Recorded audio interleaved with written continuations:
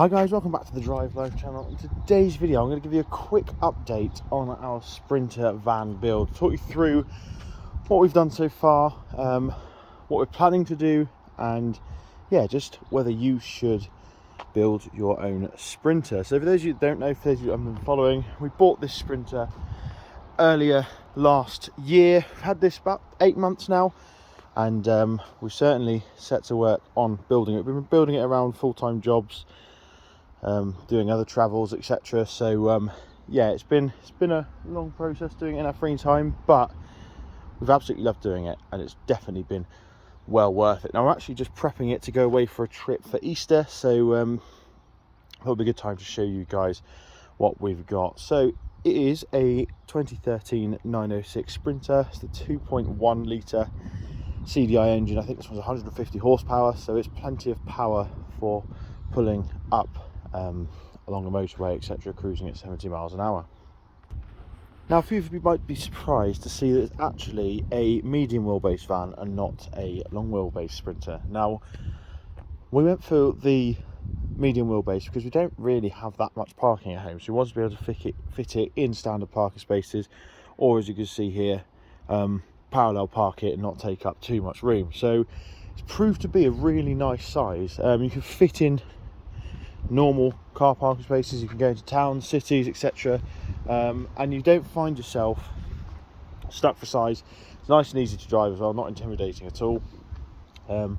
We haven't actually done anything in the cab. The only thing that's difficult to judge is the distance back. It doesn't have reverse camera or sensors, so you've got to know your vehicle, and it's, as I've driven it more, it's got easier.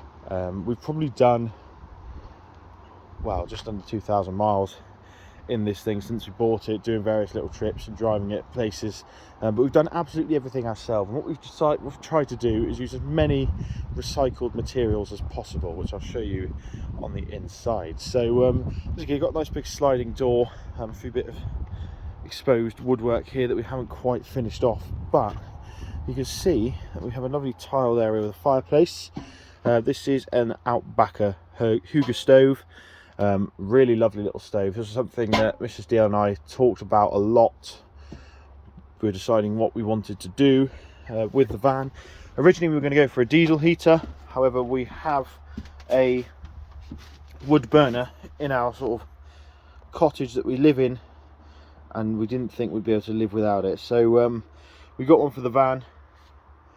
This was actually fairly reasonable, about £230.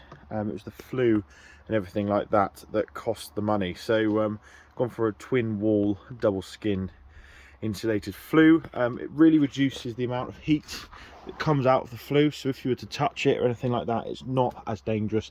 But also, as we're going up through the wooden cladding here, I didn't want it to get that too hot. Obviously we've taken the appropriate measures with gaps that you leave, etc., between the combustibles and the flue, but yeah, we just really wanted to make sure it was the best that it could be. So what we've done is we've actually used pallet wood. We've all recycled pallets from where I work, actually. They very kindly donated them to the project, and as you can see, it gives it a really cool sort of log cabin ship vibe, which is really nice. We've pulled them apart by hand, and then sanded them. Mrs. Dale sanded them down. Yeah, she sanded them all by hand, and yeah, made it. And you can see, yeah, they've managed to fit them together really nicely. It just is a really lovely, warm, comfy space to be in. As you can see, we've got 2 max air fans here as well.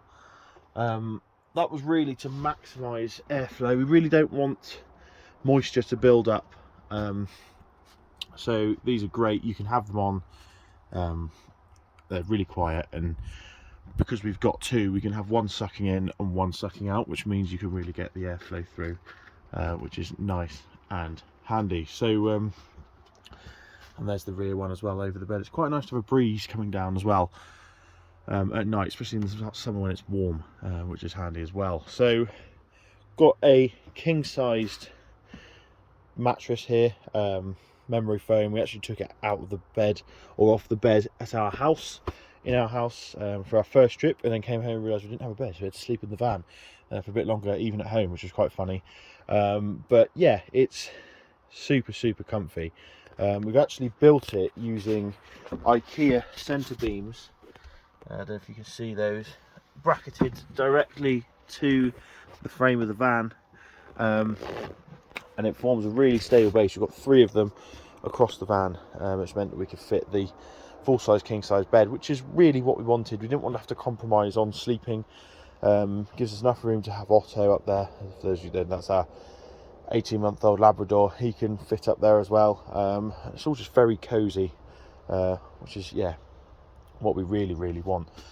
We've got downlighters, or puck lights as they're referred to. We've got 2 circuits running. We've got one just over the bed here, and then we've got sort of the main cabin of the van, which is switched down just behind the stove, which is very, yeah, nice. It's not too overpowering. It gives it sort of a nice comfy vibe. Lots of lights, a lot of light, but yeah, it's just lovely and handy. And then down here, sort of in the fireplace, we've tiled it using some leftover tiles from our kitchen, to give it sort of a nice rustic look. As you can see, we're yet to grout it, and then we've also got some wood storage underneath here that's looking rather empty, so I need to sort that out before our trip. We've then got more pallet wood in the form of a sort of a mini kitchen. We've got a cupboard here, 2 big drawers at the bottom, just for sticking lots of tin cans and that sort of stuff in, heavy food items. Then got sort of a cutlery drawer as well. As you can see, we've got quite a wacky worktop here, all tiled, which is rather nice. Just using square sort of sheets of tiling from B&Q, and then we've grouted it. It just gives the van a really nice sort of finish, really, which is handy. And of course, we've got the sink. We haven't plumbed the water in yet, because we're still sort of debating the best way to do it. One of the reasons we chose this particular van is because it already had windows installed, so both this side and on the passenger side there is windows, and this one opens as well, which is handy.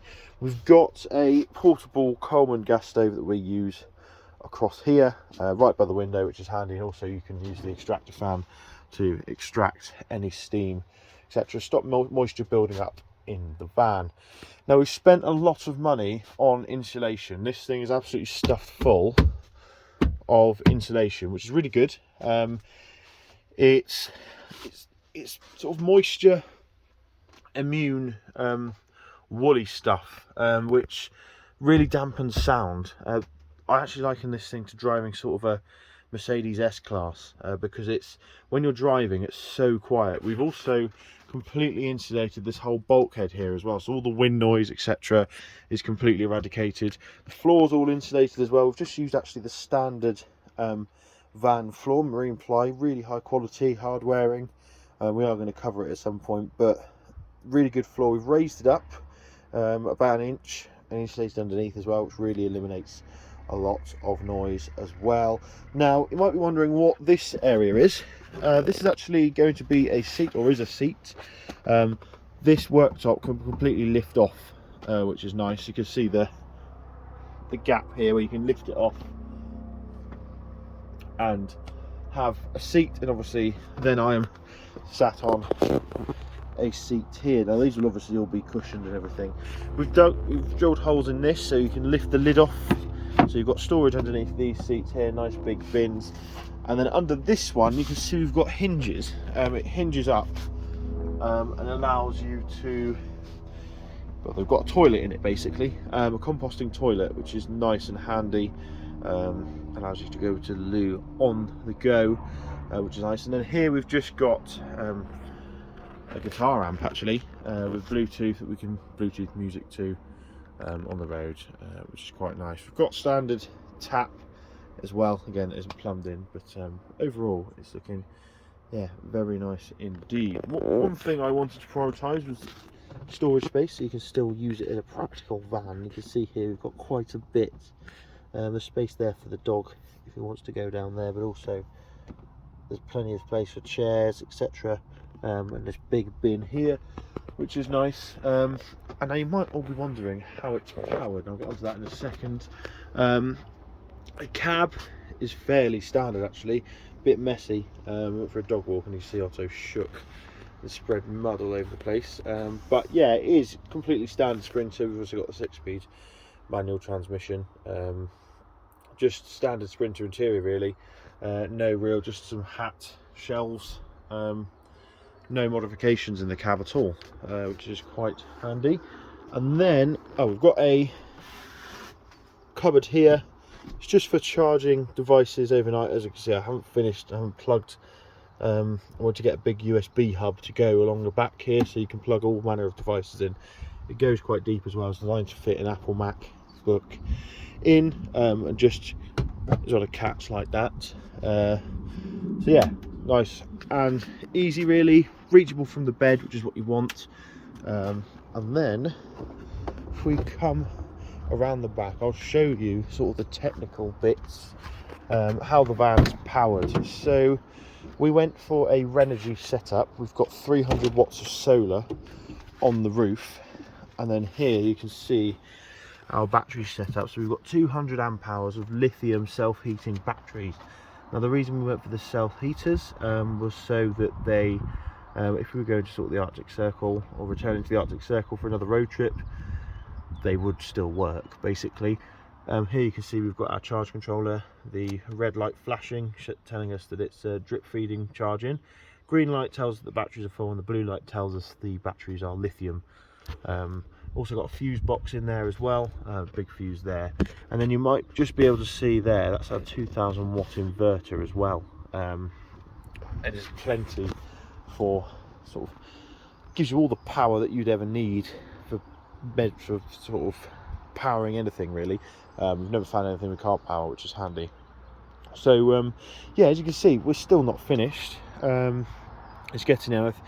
Reason we're doing a lot of trips in it is so we can tell what works and what doesn't. But I think we've really got the makings of a fantastic van, which I'm really pleased about. So yeah, let me know your thoughts. Like I said, we decided to try and make it purely for cost, but also, you know, environmental reasons. There's no point building an off-grid van that destroys the planet in the build process. So that's why we've done things the way that we have. But yeah, let me know your thoughts. Thanks for watching. Don't forget to like, comment and subscribe, and I'll see you in the next video. Cheers.